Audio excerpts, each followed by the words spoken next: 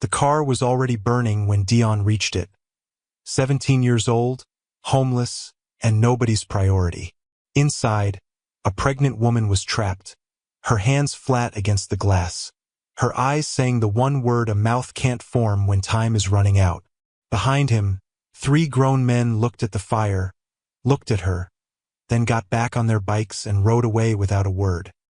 Dion stood there with nothing but bleeding hands and a sleeping bag on his shoulder, stared at that burning door, and made a choice that would change everything.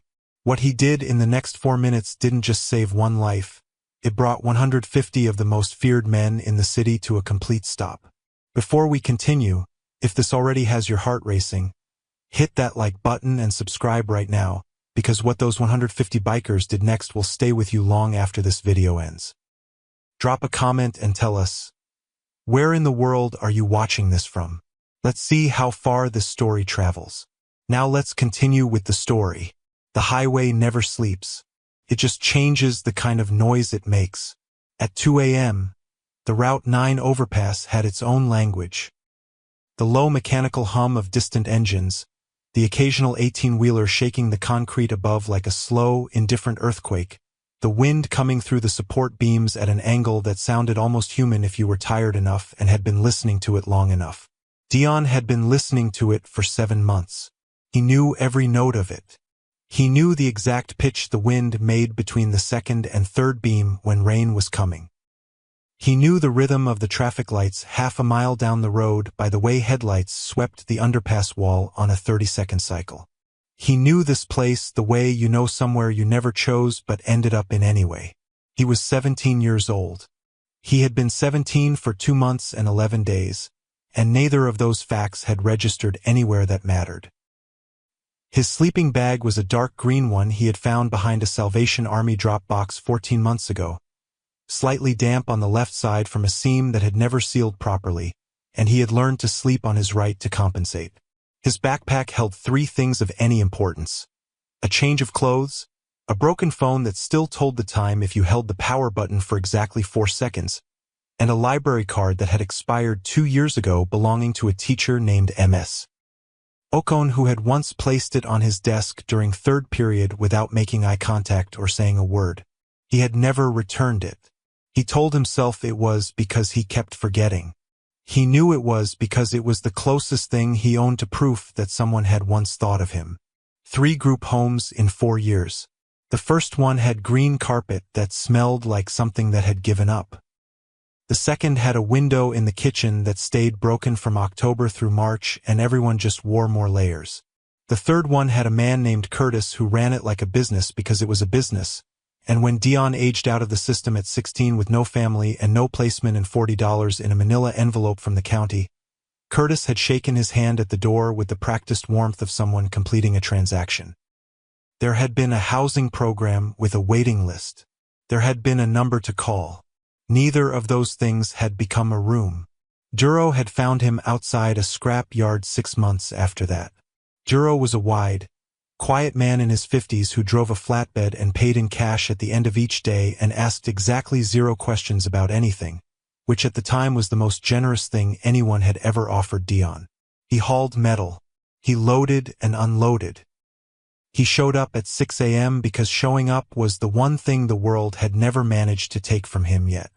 The money was enough for food and not enough for a room, and so the overpass had become the in-between, the place that was supposed to be temporary in the way that things become permanent before you notice. He was not angry about any of it. That was the thing people would not have understood if there had been anyone around to misunderstand him. He held these facts the way you hold the weather, not with bitterness, not with resignation exactly, just with the flat acknowledgement of someone who has learned that the shape of his life is the shape it is, and that most mornings the sun still comes up and the flatbed still needs loading and showing up is still the one thing entirely in his control. He noticed things. That was the other thing about Dion that the city would never know because the city was not paying attention. He noticed the way the underpass light flickered twice before it stabilized every night around midnight, like it was clearing its throat. He noticed the particular smell of the highway at different hours. Diesel and asphalt at rush hour, something colder and cleaner at 3 a.m., and occasionally, when the wind shifted from the east, the faint ghost of a food truck that parked 2 blocks away on Friday nights. He noticed the 30-second traffic light cycle. He noticed the exact angle of the third support beam where the wind came through that sounded almost human. And at 2:17 a.m. on a Tuesday in November, he noticed a smell that did not belong. It was not smoke yet. That was the important part. It was what comes before smoke. The specific sharp chemical smell of wiring reaching its limit, of insulation burning at a temperature that hasn't yet found its flame.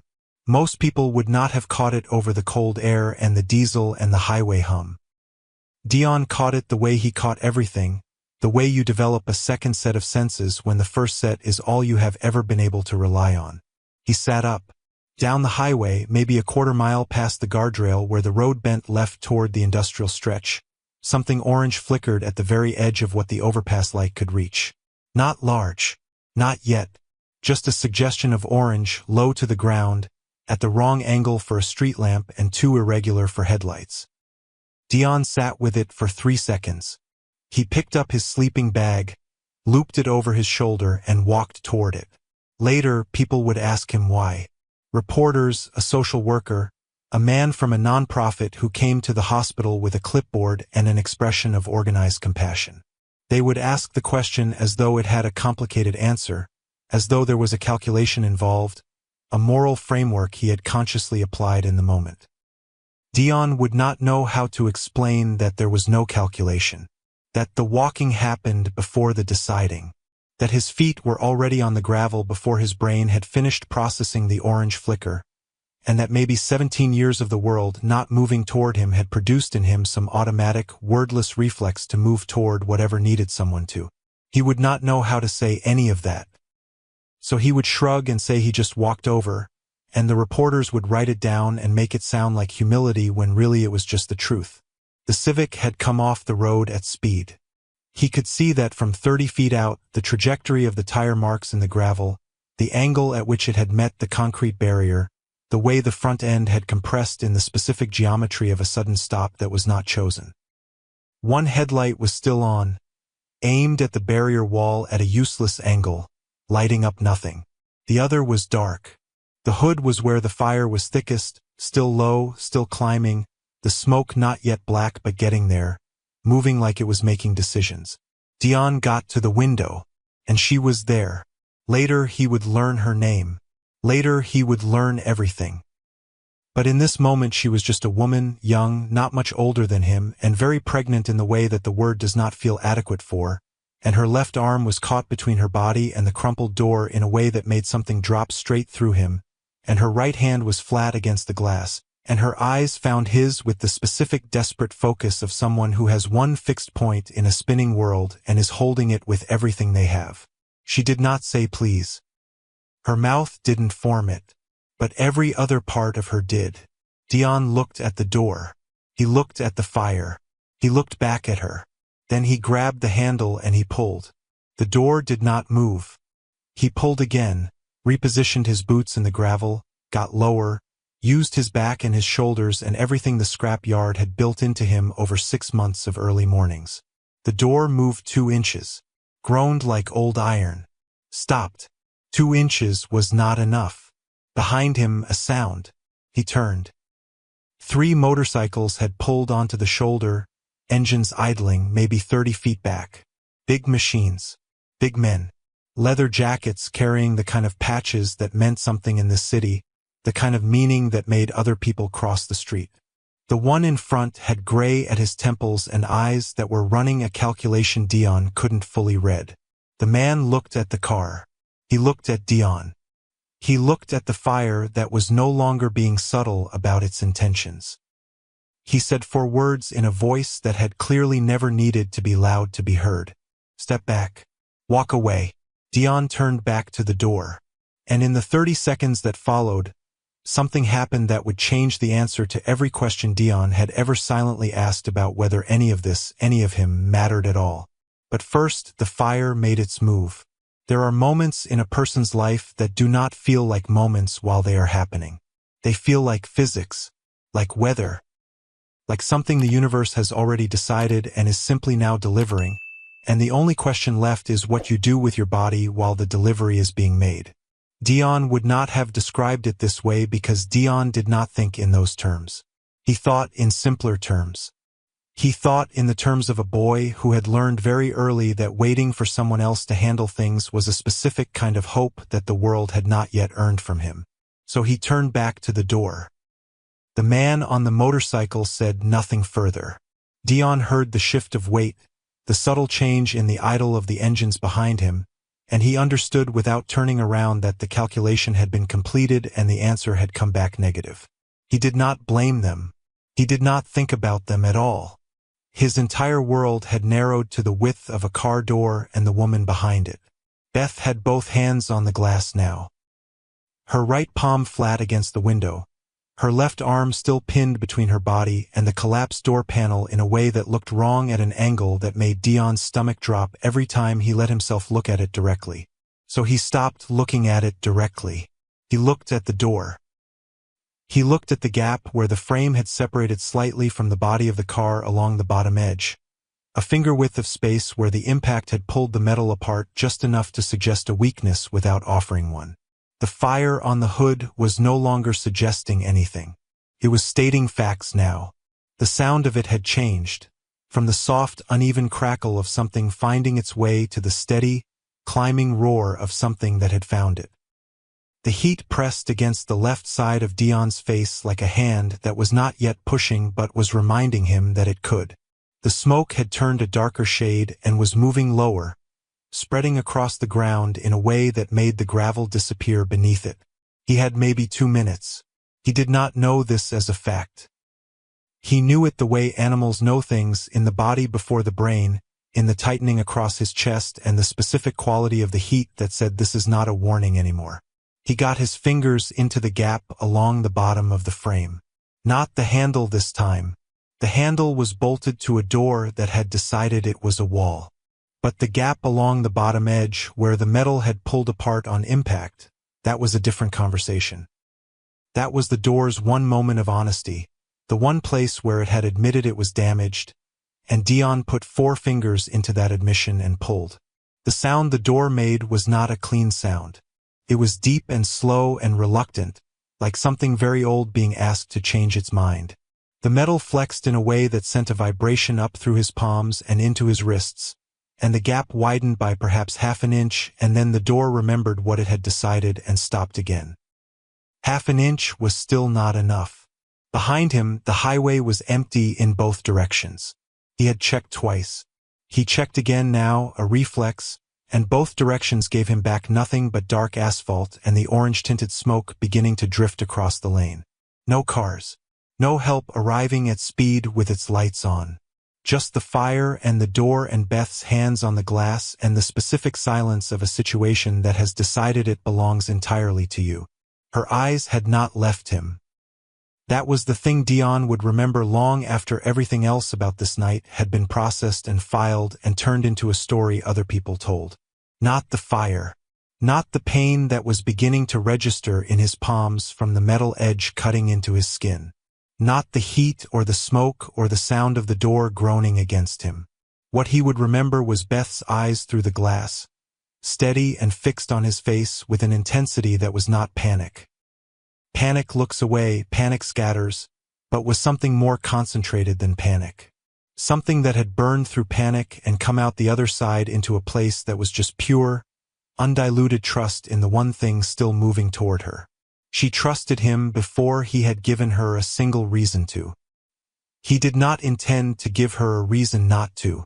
He changed the angle, dropped lower, shifted his grip from the bottom gap to the point where the door frame had buckled slightly near the middle, where the metal had a subtle ridge from the impact that gave his fingers something more to work with. He planted his right boot against the concrete barrier for leverage, angled his body so that the pull was not straight back but sideways and out simultaneously, working with the direction the frame had already bent rather than against it. He thought about the scrap yard. About Duro loading the flatbed at 6 a.m. in the November cold, not saying anything, just working, the rhythm of it, the way you stop thinking about the weight after the first hour and just become the movement. He thought about the green carpet of the first group home.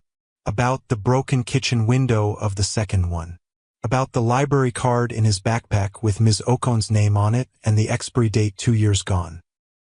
He thought about all the things that had been closed to him, all the doors that had not moved no matter how he positioned himself against them, and he pulled. The door gave a sound like something breaking that stopped just short of breaking, and it swung open. Not wide, not a clean, cinematic swing. Maybe 14 inches, enough for a person if the person was willing, enough for Dion to get his arm inside and reach for her. Beth grabbed him before his hand fully reached her. Grabbed his forearm with her free right hand with the grip of someone who has been holding on inside their own head for the last 4 minutes and is only now being given something outside themselves to hold on to. Her left arm came free from the door panel. She gasped. Not a scream, a gasp. The compressed sound of pain arriving all at once after being held back by adrenaline. And then she was moving, and Dion had his arms under hers from behind and was walking backward the way you walk when falling is not an option and you know it. The heat on his back was significant now. Not pain yet, but the announcement of pain, the body's early warning system running at full volume. He did not stop. 10 feet. He counted them without deciding to count them. 12. The gravel shifted under his boots in a way that nearly took his balance, and he compensated without thinking. 15. The fire behind him changed its sound again. It went from a roar to something lower and wider in total, a sound with physical weight behind it, and Dion's body understood what that meant before his mind caught up and he moved faster, not running. He could not run with Beth's weight and keep them both upright, but faster, leaning into it 18 feet 20. The car stopped being a car. The sound was not what films had prepared him for. It was not sharp or directional. It was a flat, enormous wall of noise that arrived from everywhere simultaneously and hit him in the back like a physical force, lifting them both slightly, carrying them forward, and then the ground came up and Dion turned in the half-second he had available and took the landing on his side with Beth against his chest, his arms around her, his back to the fire. Then silence. The specific silence that exists in the space right after something enormous, weighted, shaped, temporary. Dion lifted his head. Beth was breathing. He could feel it, the rise and fall of it under his arms, uneven but continuous. He moved to the side and looked at her face, and she was looking at the sky and crying in the way of someone feeling too many things at once, all of them trying to leave through the same door at the same time. He sat up on the gravel. His palms were bleeding in 2 places from the door metal. The left side of his face had begun registering the burn in slow increments, the pain arriving late like a bill you forgot you owed. He looked at his hands. He looked at Beth. He looked down the highway in both directions. And that was when Beth told him. Her voice was barely above a whisper, broken at the edges, but the words were clear. The words landed in the cold air between them with the weight of something that rearranged every priority in the immediate universe. The baby was coming. Now. Dion looked at his bleeding hands. He looked at the empty highway stretching away in both directions. He looked at Beth's face, and her eyes were doing the same thing they had done through the glass. Finding him, fixing on him, trusting him with something he had no idea how to carry. And somewhere in the dark behind them, a sound began. Not from Beth. Not from the burning wreckage still throwing orange light across the asphalt. From further away. From far down the highway where the road bent and disappeared. Low, rhythmic, getting closer. A sound Dion had never heard before. Not like this, not at this scale, not with this particular quality of inevitability, like thunder that had decided on a direction. He turned toward it, and the first headlight came around the curve. The first headlight came around the curve like a slow, deliberate eye-opening. Then another behind it. Then 3 more. Then a column of light that did not stop coming, spreading across both lanes of the highway with the kind of unhurried certainty that belongs only to things that have never once needed to hurry because the world has always moved out of their way first. Dion stood on the gravel shoulder with blood drying on his palms and the heat of a dying fire at his back and watched the lights multiply until counting them became a thing he had quietly given up on. He did not know whether to feel relief or something else entirely. The sound arrived in layers. First the base of it, deep in the ground, traveling through the gravel and up through the soles of his boots and into his chest before his ears had fully processed it. Then the mid-range, the collective mechanical voice of engines that had been built for distance and had covered it. Then the full sound, everywhere, in his teeth, in the air, in the space behind his eyes. A sound that was not loud the way explosions are loud, but was total the way weather is total, surrounding rather than striking, filling every frequency until the silence it replaced felt like something that had never existed. Beth heard it too. He felt her go still beside him in the specific way people go still when their body is trying to decide between two things at once. Her breathing, which had been shallow and rapid and had been costing her something with every cycle, paused for a moment that stretched. Then she exhaled, long and slow and complicated, and turned her face toward the sound. And what moved across her expression in the orange light from the wreckage behind them was not a simple thing. It was two things occupying the same face simultaneously. Something that looked like the loosening of a knot that had been pulled tight for the last 20 minutes. And something else beneath it, older and more complicated, a thing Dion could not name because he did not yet have the context for it. He would understand it later. The bikes came around the curve and slowed without stopping, a long column of them filling the road with a deliberateness that felt choreographed but wasn't, that felt like ceremony but wasn't that either. It was simply the way people move when they have ridden together long enough that the group has its own instincts. They pulled to the shoulder, one by one, two by two, spreading out along the road in both directions from where Dion and Beth stood, and the engines began dying, one after another, the sound retreating in waves, each wave of silence revealing more of the night underneath until the highway was nearly quiet in a way it had not been for the last 20 minutes. Nearly quiet. Not completely. One engine was still running. The lead bike sat 10 feet away, its single headlight aimed at Dion with an evenness that felt almost like attention, like being read. The man on it had not moved since the bike stopped. He was taking in the scene in pieces, the way experienced people take in scenes. Not all at once, not with the wide-eyed sweep of someone encountering chaos for the first time, but methodically, moving from one element to the next with the focus of someone running a very fast and very quiet calculation. The burning wreckage, the scorch marks on the asphalt, Beth on the gravel, then Dion. The man's name, Dion would later learn, was Razor. And later still, he would learn what that name meant in this city, the weight it carried in certain rooms and on certain streets, the history attached to it that had been built over 2 decades through means that nobody who knew them discussed in direct language. Later he would learn all of that. Right now he knew only what he could see. A large man in his late 40s with gray threaded through a dark beard and a jaw that looked like it had been set against things before and had not moved, wearing a leather vest over a jacket, the patches on it dense and deliberate, the kind of patches that said this person belongs to something that has rules and the rules have been kept. Razor looked at Dion for a long time without speaking. Then his engine died. The silence after it was different from the silence before it. It had more gravity. Razor swung off the bike in a single motion that contained no wasted movement and walked toward Beth.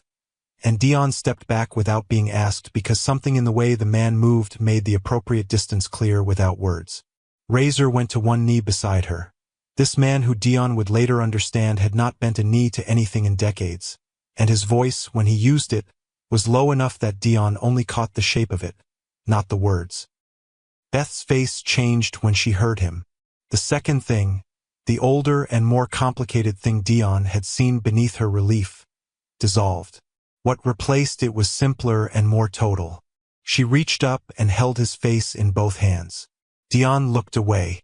Not from discomfort, from the correct instinct that some moments are not meant to be witnessed by everyone present, that some things belong only to the two people inside them, and that bearing witness to them without invitation is a kind of theft. He looked at the road instead, at the long double column of parked bikes stretching back around the curve further than his eyes could follow in the dark, at the men standing beside them, some with arms crossed, some with hands in pockets, all of them still and watching. A woman appeared from somewhere in the column.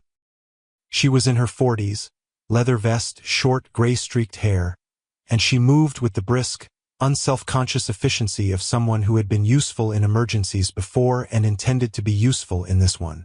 She knelt beside Beth with a calm that immediately reorganized the air around them, said something in a low and even voice, and Beth nodded, and the situation shifted in that way that situations shift when someone who knows what they are doing takes hold of them. Dion stepped further back. It was a thing he was good at, making room. He had been making room his entire life, stepping back from tables he hadn't been invited to, out of spaces that contracted when he entered them, away from moments that were not his. He was good at the geometry of his own absence. He stepped back to the edge of the gravel where the road shoulder met the scrub and stood there with his bleeding hands at his sides and watched the organized activity of people who knew each other well enough to function without speaking. And he felt the specific feeling of a person who has just been the most important person in a situation and has now been correctly returned to irrelevance. He told himself it was fine. It was fine. Razor stood up from beside Beth and turned around and walked directly to Dion with the straight-line purposefulness of a man who does not take indirect routes to anything. He stopped close. Not aggressively close, but deliberately close, the distance of someone who wants to make certain they are understood. He looked at Dion's hands. He looked at the left side of Dion's face where the burn had settled into a heat that would become something visible by morning. He looked at the sleeping bag still looped over Dion's shoulder, at the backpack, at the specific combination of things a person carries when everything they own needs to be portable. His face did not perform anything. It did not arrange itself into gratitude or pity or any of the expressions Dion had learned to brace for from adults who were about to offer him something that came with conditions. It was just a face, reading him, taking him in the way Dion took things in. Not all at once, but piece by piece, with the focus of someone who understands that details are where the truth lives. Then Razor said 4 words. 4 words that Dion had genuinely not been prepared for. 4 words that landed differently than any combination of 4 words had ever landed on him before, that hit the specific place in him that had been waiting for them without knowing it was waiting, that filled an exact shape he had not known was empty. Dion's throat closed. Not in the bad way. He opened his mouth to respond and found nothing ready. No words organized and waiting, just the vast inarticulate feeling of someone who has been seen clearly for the first time and does not yet have the language for what that costs or what it gives. And that was when one of the men near the back of the column raised his phone. The screen glowed white in the dark. The camera was already open. It had been open, Dion realized, for longer than this moment. The man had been filming quietly from the shadows of the column, and the footage he had was not just this. The footage he had went back further. It went back to the door. The red light in the corner of the screen pulsed once, steady and small and certain. It was already recording. It was already uploading. And in the morning, when the city woke up and opened its phone, 17 years of the world not knowing Dion's name was going to end in 43 seconds of footage that nobody planned and nobody could take back. But Dion did not know that yet. What Dion knew in this moment was only what Razor had just said to him. 4 words, and the way they had landed, and the fact that his throat had closed around something real, and that the sleeping bag on his shoulder suddenly felt heavier than it had ever felt before, not from weight, but from the sudden awareness of everything it represented, everything it said about who he was and where he slept and how long the world had been content to let that be the answer. Razor was still looking at him, waiting, and somewhere behind them both, Beth made a sound that stopped every conversation within earshot. The baby was not waiting any longer. The cry came small and immediate and total. The way first sounds always come, cutting through everything else with the clean authority of something that has never needed permission, that does not know yet about the world it has arrived in or the highway it has arrived on or the burning wreckage 20 feet away still throwing orange light across the asphalt. It simply announced itself. And for one suspended moment, every man standing along that highway shoulder, 150 of them, large and weathered and carrying between them enough collective history to fill a courthouse, went completely, unanimously still. The woman in the leather vest sat back on her heels and exhaled once, long and controlled. Razor did not move at all. He was standing 6 feet from Dion, and Dion watched the sound reach him. Watched it travel across the distance and arrive in the man's body in a way that moved through every layer of him, through the leather and the history and the 20 years of a face that had learned to give nothing away, and come to rest somewhere underneath all of that where the real person lived. Something shifted in Razor's jaw. His eyes closed for exactly 2 seconds. Then they opened, and he turned and walked to Beth without looking at anything else, without acknowledging the road or the men or the burning car or Dion, as though the rest of the world had simply ceased to contain anything worth orienting toward. Dion stood at the edge of it and watched. The baby was wrapped in a leather jacket. He did not see whose. It had simply appeared the way things appear when a group of people who function as a unit encounters a problem and solves it without deliberation.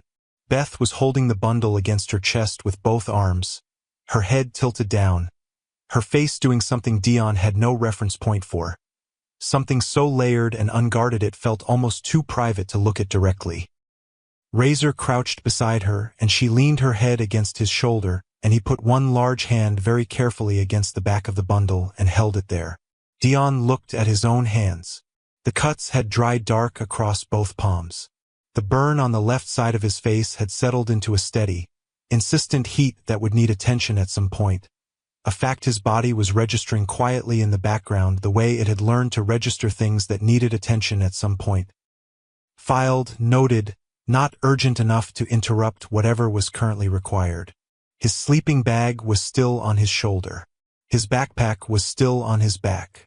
He was still, in every practical sense, exactly what he had been 40 minutes ago. He told himself nothing had changed. He was not sure he believed it. The ambulance came 11 minutes later. He knew it was 11 minutes because he counted.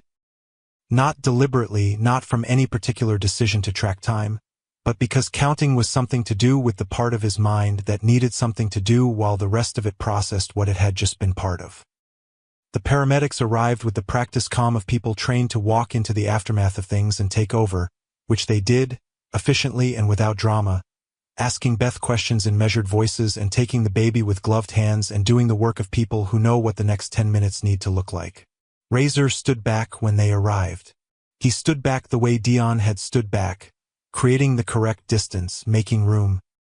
And in that gesture, in that single shared instinct, Dion felt something he could not name pass between them across 15 feet of asphalt.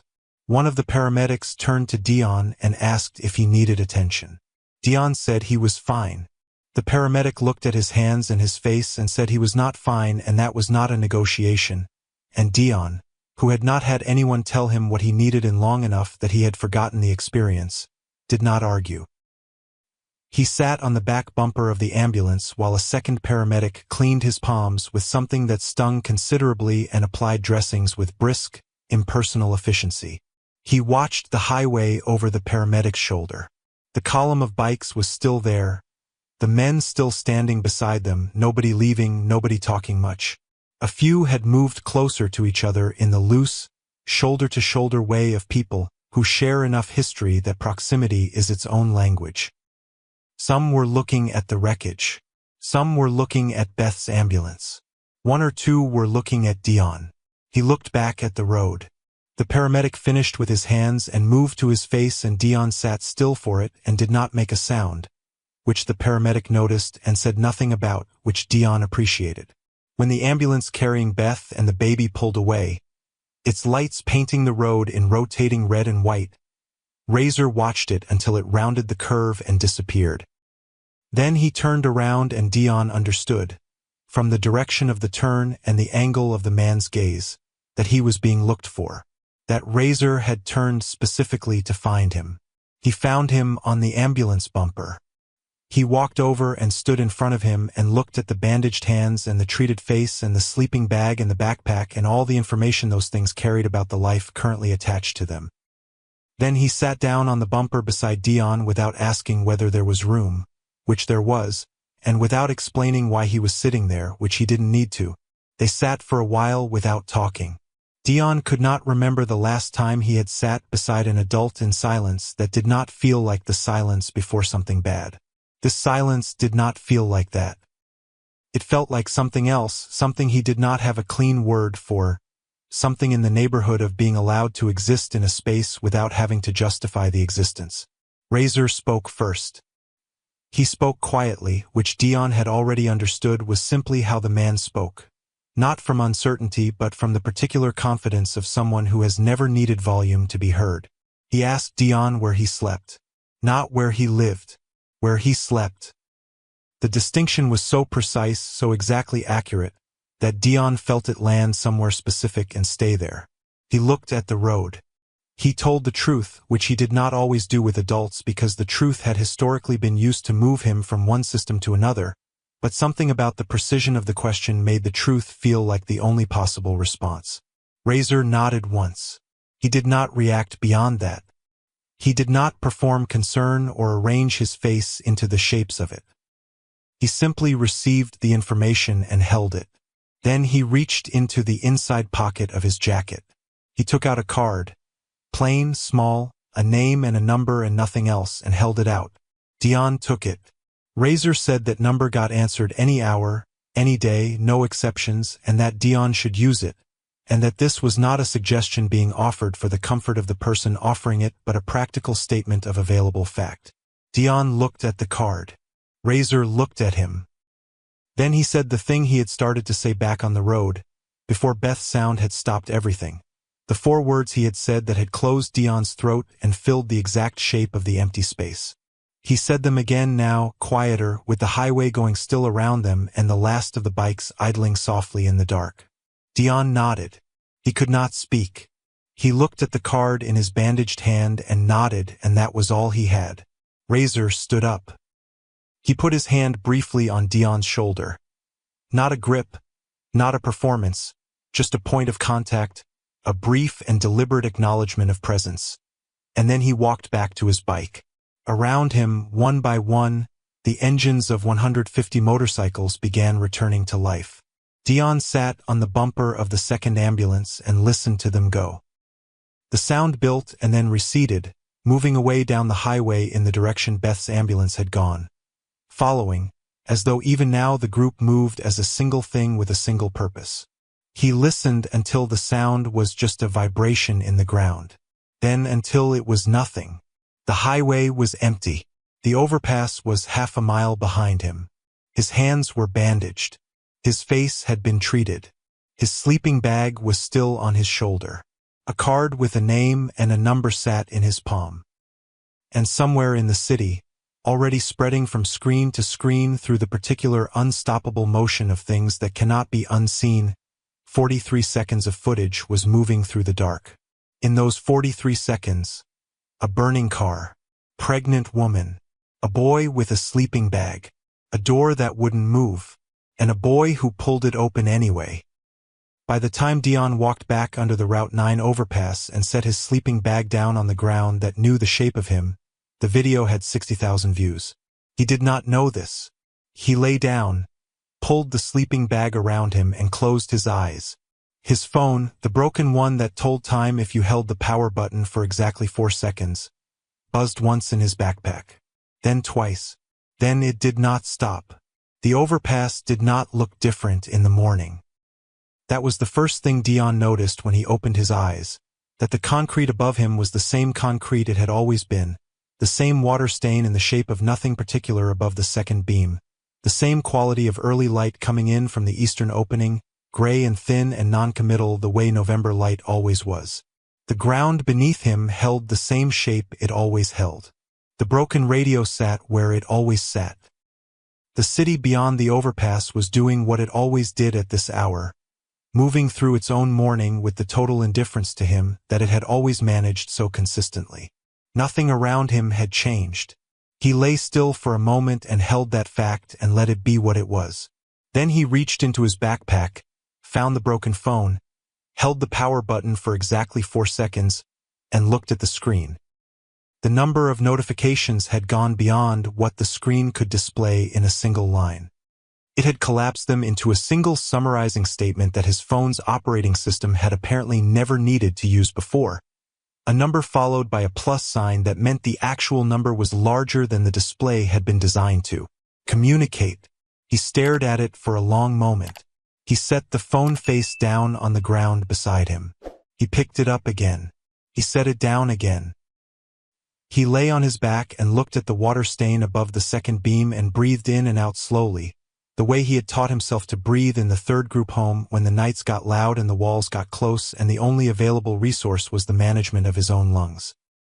Outside the overpass, the city was waking up to a version of the night before that Dion had not been present for, a version that had been assembled from 43 seconds of footage and distributed across every surface a screen could reach.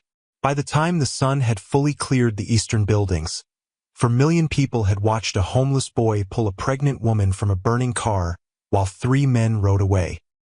By the time Dion sat up and folded his sleeping bag, the comments had become their own separate conversation, sprawling and branching and occasionally contradictory, the way large public conversations always are when something real touches something everyone already knew but hadn't said aloud.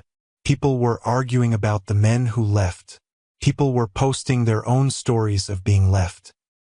People were tagging shelters and social workers and city officials in each other, and the friction of all that collective feeling was generating its own heat, its own light, pushing the video further into the parts of the internet where things become impossible to ignore. And somewhere in all of that noise, a woman named Ms. Ocon sat at her kitchen table with her morning coffee going cold beside her laptop and watched 43 seconds of footage 3 times in a row. Then she pushed back her chair, went to her filing cabinet, and found a folder she had kept for reasons she had never fully articulated to herself, and opened it and looked at what was inside. If the story is already doing something to your chest, if Dion's story is sitting with you the way real things sit with you, hit that like button right now and subscribe, because what happens next is the part that changes everything, and you do not want to come back and find out you missed it. The hospital waiting room had that specific quality of stillness that hospitals cultivate, an enforced calm that exists in direct tension with every reason anyone has for being there. Dion sat in a plastic chair near the window with his bandaged hands in his lap and his backpack at his feet, and the card Razor had given him held between 2 fingers, turning it slowly the way you turn something when your hands need something to do while your mind is somewhere else entirely. The nurse at the desk had asked him 3 times for a next of kin contact. He had told her 3 times that there wasn't one, with the flat, practiced patience of someone who has explained the shape of his life to institutions before and has learned that the explanation does not get easier with repetition but does get shorter. She had looked at him the 3rd time with an expression that was trying to be professional and was not entirely succeeding, something human leaking through the edges of it, and had gone back to her desk and made a phone call he couldn't hear. He did not know who she called. He found out 40 minutes later when the elevator at the end of the corridor opened and 2 people walked out. The first was Razor, still in the same jacket, moving with the same straight-line purposefulness Dion had catalogued on the highway. The second was a woman Dion had not seen in 14 months. Small, natural hair, a folder tucked under one arm, and an expression on her face that was doing several things simultaneously, none of them simple. Ms. Ocon stopped when she saw him.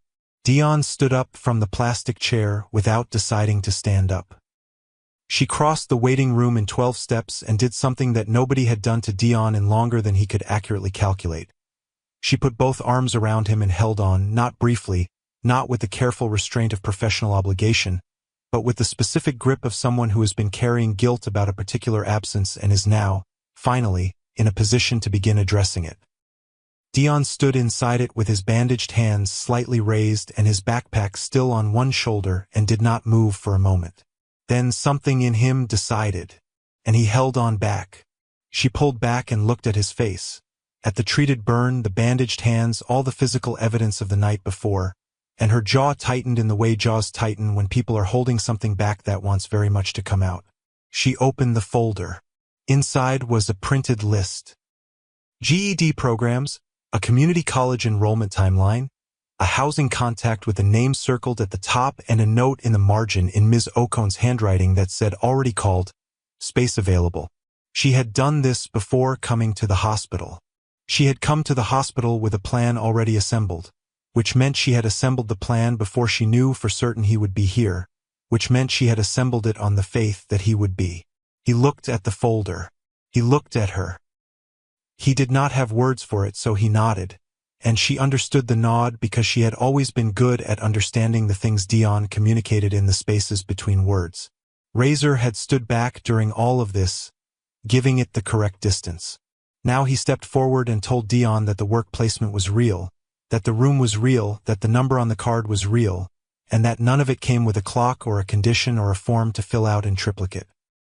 He said it the way he said everything, quietly, with the confidence of someone who means what they say because they have never developed the habit of saying things they don't mean.